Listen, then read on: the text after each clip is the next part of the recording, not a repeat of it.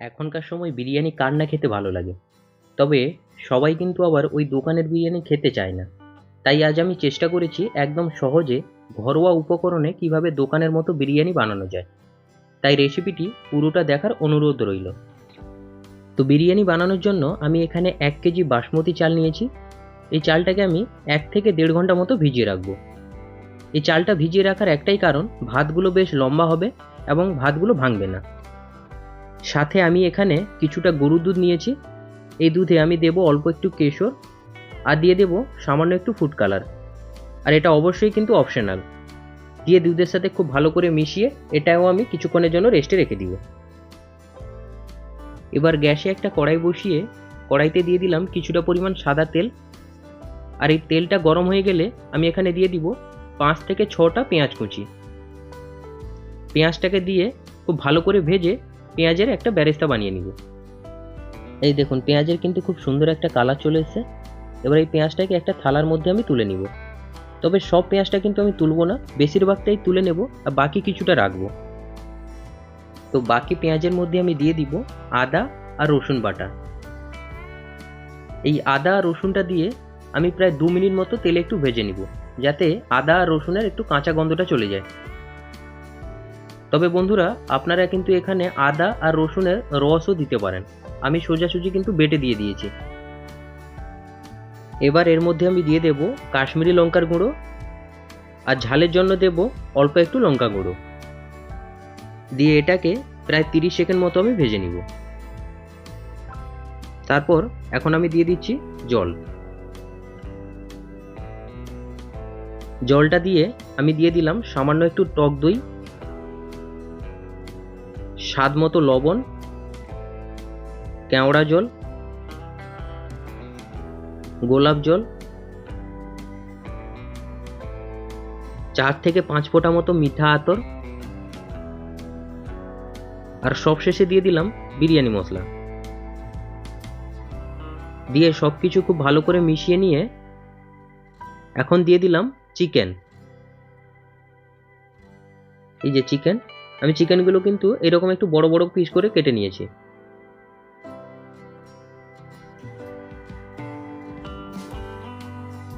তো সবগুলো কিন্তু আমি দিয়ে দিচ্ছি।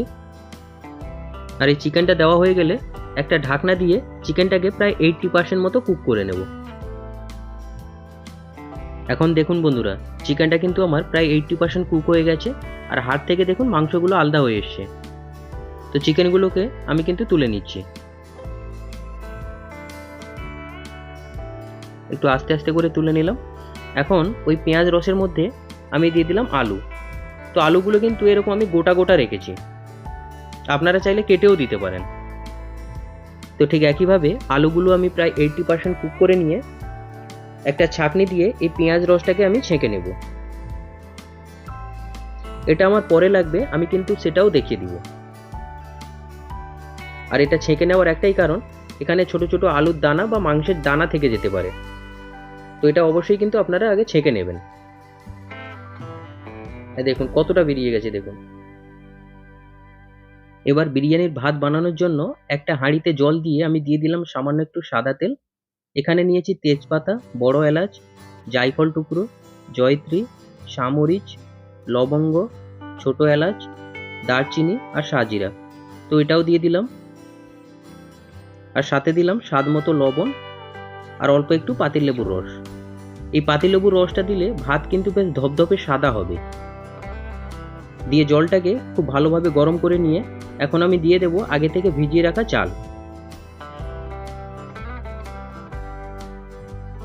ঠিক একইভাবে চালটা দিয়ে আমি 80% মতো কুক করে নেব। আর ততক্ষণে চলুন দম দেওয়ার জন্য হাঁড়িটা আমি সাজিয়ে নিই। তো বিরিয়ানি বানানোর জন্য আমি কিন্তু এরকম একটা বিরিয়ানি হাঁড়ি নিয়ে নিয়েছি। তো সবার নিচে আমি দিয়ে দিলাম চিকেনগুলোকে আমি কিন্তু ঠিক এইভাবে সাজিয়ে নিয়েছি। তার উপরে দিয়ে দিলাম আলু। এরপর দিয়ে দিলাম কিছুটা পেঁয়াজের বেরেস্তা আর ওই ছেঁকে রাখা পেঁয়াজের রস। এবার দিয়ে দিলাম খোয়া ক্ষীর বা মাওয়া। এটা যে কোনো মিষ্টির দোকানে আপনারা কিন্তু খুব সহজে পেয়ে যাবেন। দিয়ে দিলাম টক দই, দুধ, সামান্য একটু চিনি, আর সবশেষে দিয়ে দিলাম বিরিয়ানি মশলা। তবে আপনারা চাইলে এখানে আলু গোখরাও দিতে পারেন। চলুন, হাঁড়ি তো আমাদের রেডি হয়ে গেছে, ততক্ষণে আরেকটা কাজ করে নিই। আগে থেকে ভিজিয়ে রাখা কেশরের মধ্যে আমি দিয়ে দেব কেওড়া জল, গোলাপ জল, আর দিয়ে দেব 3 থেকে 4 ফোঁটা মিঠা আতর দিয়ে আবারও সব কিছু খুব ভালো করে একটু মিশিয়ে নেব। আর এদিকে দেখুন, ভাতটা কিন্তু আমাদের 80% কুক হয়ে গেছে। তো ভাতগুলোকে ছাঁকনিতে তুলে সরাসরি বিরিয়ানির হাঁড়ির মধ্যে আমি দিয়ে দেব। তবে এখানে একটা কথা আমি কিন্তু আপনাদের বলতে চাই, যেহেতু ভাতগুলো 80% কুক আছে আর তুলতে তুলতে কিছুটা সময়ও লাগবে, তাই এই ভাতগুলোকে সরাসরি হাঁড়িতে দেবেন। এতে আগের ভাতগুলো যখন দমে বসবে তখন তাপটা নিচে বেশি লাগে। তো এই শক্ত ভাতগুলো নিচেই দেবেন। দিয়ে প্রথমে একটা লেয়ার দেব, তাই ভাতটাকে একটু সমান করে নিলাম। সমান হয়ে গেলে এখন এর মধ্যে দিয়ে দেব সামান্য একটু পেঁয়াজের বেরেস্তা, দিয়ে দেব বিরিয়ানি মশলা, আর দিয়ে দেব কেশর। চারিদিকটা কিন্তু এইভাবে আমি ছড়িয়ে দিচ্ছি। এরপরে আবারও কিন্তু আমি ভাতগুলোকে তুলে এর মধ্যে দিয়ে দিব। এবার দেখুন, এই কেশর আর বেরেস্তা দিতে দিতে এই যে পরের ভাতগুলো অনেকটাই কিন্তু নরম হয়ে এসছে, তাই এগুলোকে সবসময় ওপরে দেবেন, কারণ দমে বসলে এই ওপরের ভাতগুলোতে কিন্তু ওই রকমভাবে তাপ লাগবে না। তাই শক্ত ভাতগুলোকে নিচে দেবেন আর এই নরম ভাতগুলোকে একটু ওপরে দিয়ে দেবেন। দেওয়া হয়ে গেলে ভাতটাকে সমান করে নিয়ে এখন এর মধ্যে আমি দিয়ে দিচ্ছি কেশর, পেঁয়াজের বেরেস্তা যতটা ছিল দিয়ে দিলাম, বিরিয়ানি মশলা, সামান্য দিয়ে দিলাম ধনেপাতা কুচি, আর ওপর থেকে দিয়ে দিলাম ঘি।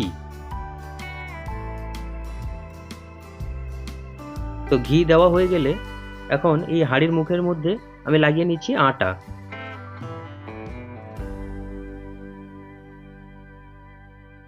এবার ঢাকনা দিয়ে এটাকে সিল করে দেব।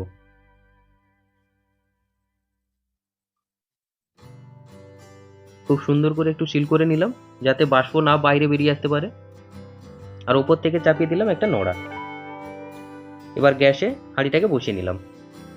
তো এই হাঁড়িটা কিন্তু 5 মিনিট পুরো হাই ফ্লেমে থাকবে, তারপরে 20 মিনিট লো ফ্লেমে থাকবে, টোটাল থাকবে 25 মিনিট।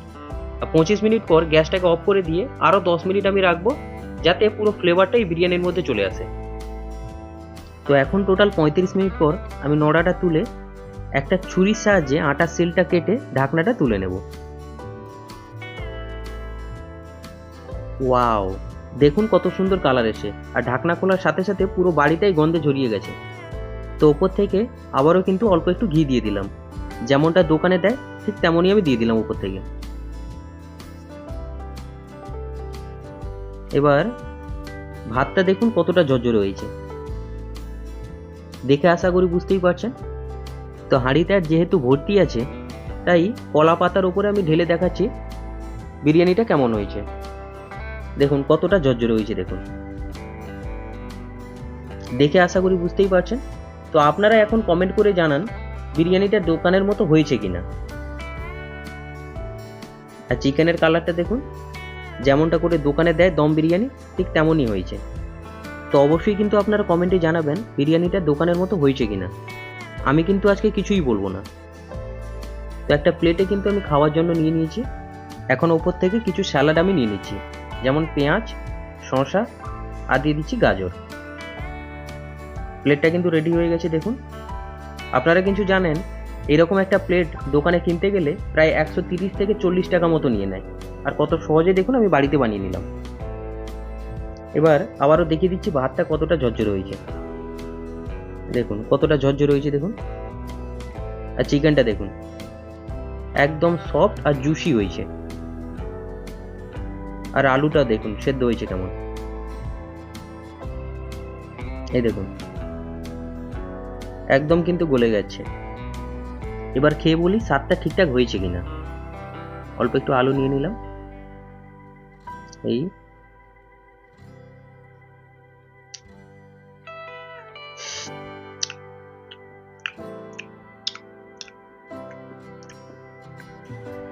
একটু চিকেনও নিয়ে নিই।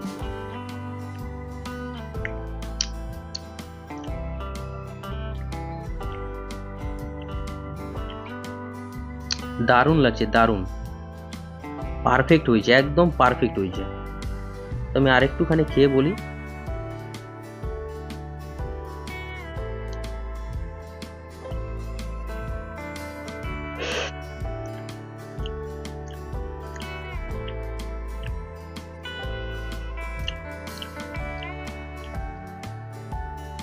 সুপার সুপার সুপার, কোনো কথা হবে না। আমি চাইবো একবার এইভাবে বাড়িতে বানিয়ে দেখবেন, আশা করি আপনাদের খুব ভালো লাগবে। তাহলে আজকের মতো এখানেই বিদায় নিচ্ছি।